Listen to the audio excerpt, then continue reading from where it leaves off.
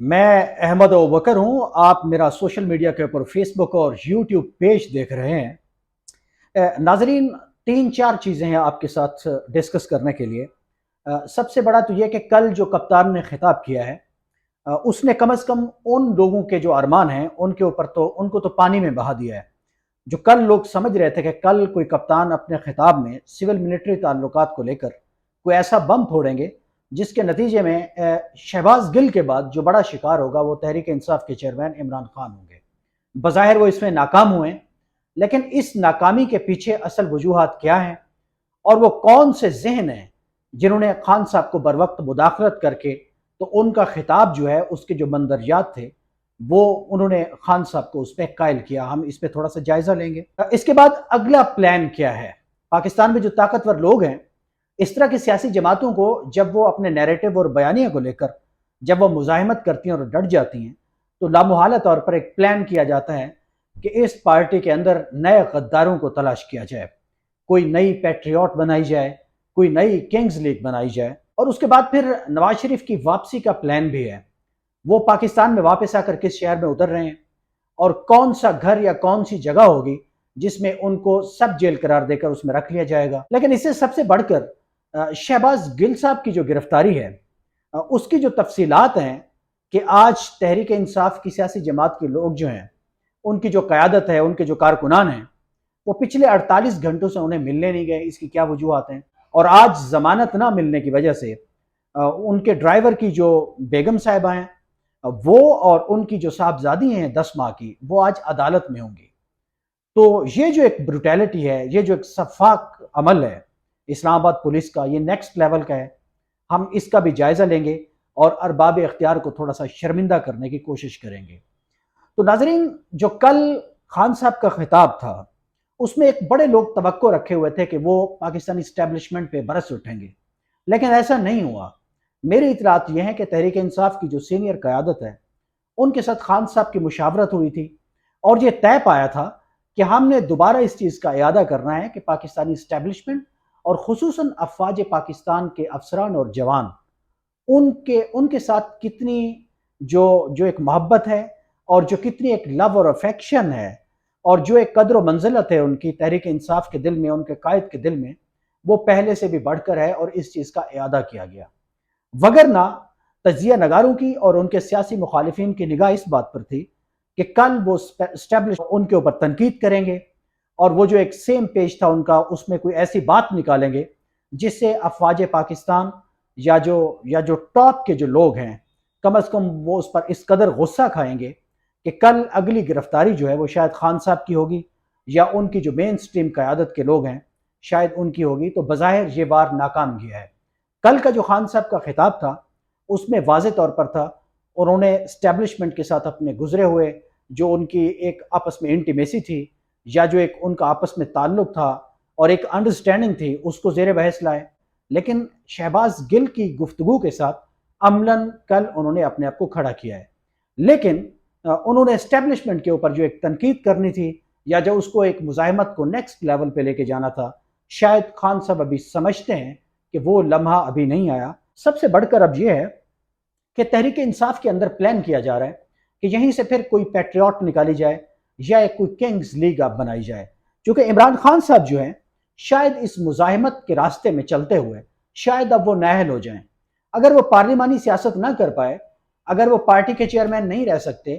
तो ये लामुहाला तौर पर एक ग्राउंड बनेगा कि पार्टी के अंदर वो तबकात जिनके क्लाउड बने हुए थे और जिनकी आपस में बड़ी चपकलिश और मुखासमत थी, बहुत से ग्रुप्स थे, बाकी सियासी जमातों में होते हैं लेकिन इस तरह से ओपन और खुले नहीं होते जिस तरह से तहरीक इंसाफ में है। और खुसूसन वो लोग जो 2018 के इलेक्शन से पहले साउथ पंजाब से शामिल हुए थे, शायद वो लोग जो है अब अमलन तहरीक इंसाफ को खैरबाद कह जाएं। इस पर काम जारी है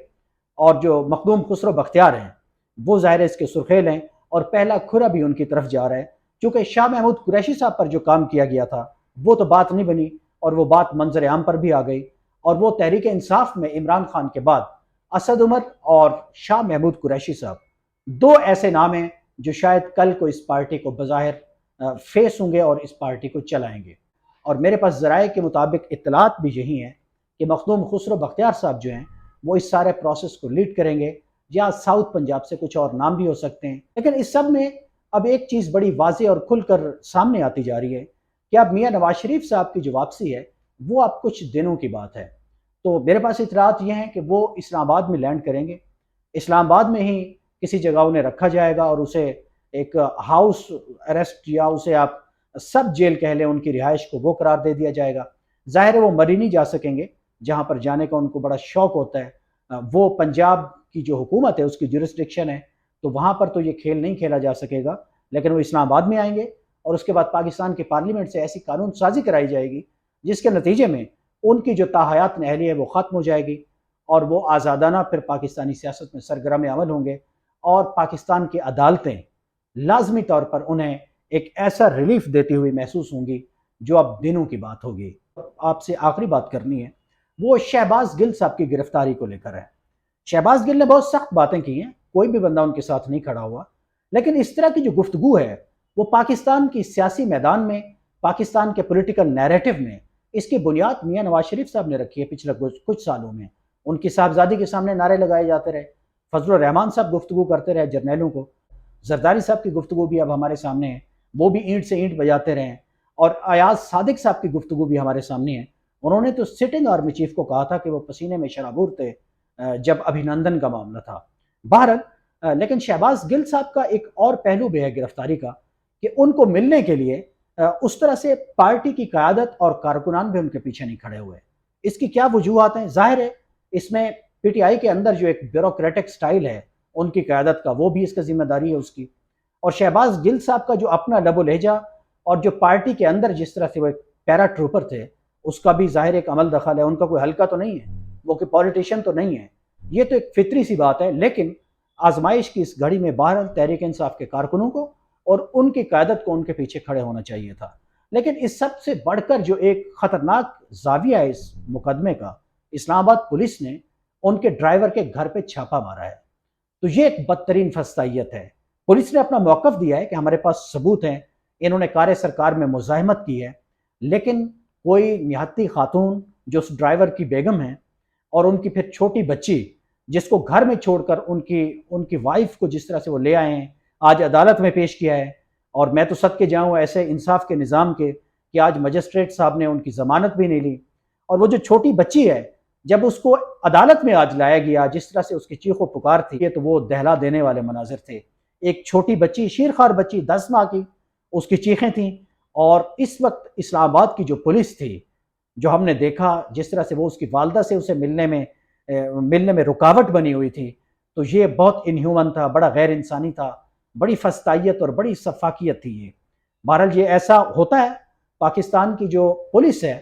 جب حکمرانوں کا کوئی آرڈر ہوتا ہے تو اس کو پورا کرنے کے لیے تمام آئینی اور اخلاقی تقاضے اور ذمہ داریاں اس کو یہ اتار پھینکتی ہیں، اور پھر اس کے بعد یہ فسطائیت میں، چاکری میں، غلامی میں حکمرانوں کی یہ اس طرح سے مصروف ہو جاتی ہیں۔ یہ بڑا افسوس ہوا ہے آج کے مناظر دیکھ کے مجھے،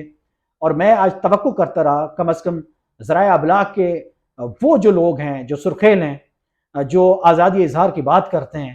اور جنہوں نے ایک طوفان مچا رکھا تھا جب جے آئی ٹی میں نواز شریف کے صاحبزادہ پیش ہوا تھا، اور حسین نواز کی وہ تصویر لیک ہوئی تھی، اور انہوں نے آسمان کو سر پہ اٹھا لیا تھا، لیکن جس طرح سے ایک معصوم بچی کی چیخیں ہیں، ایک گمنام آدمی ہے، ایک ڈرائیور، جس طرح سے ایک گمنام خاتون ہے، ان کی وائف جو ہیں،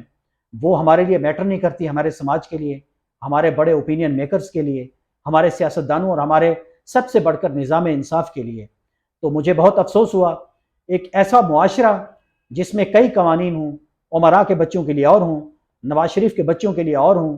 اور اس قانون کے لیے جو ہے نا اس کی نظر میں شہباز گل کا ڈرائیور اور اس کی بچی اور اس کی خاتون کی یہ قدر ہو، تو ایسے جو سماج ہیں بالآخر وہ قوموں کی زندگی میں اسی طرح سے ذلت اور رسوائی کا شکار ہوتے ہیں۔ تو ایسے سماج میں کا کوئی مستقبل نہیں ہوتا، ایسا سماج آگے نہیں بڑھ سکتا، اور وہ قوموں کی زندگی میں، قوموں کی صفوں میں کبھی بھی ایسی قومیں سر اٹھا کے کبھی نہیں جی سکتی۔ اگلے کسی ولاگ میں کسی نئے موضوع کے ساتھ ملیں گے، مجھے اجازت دیجیے، اللہ حافظ۔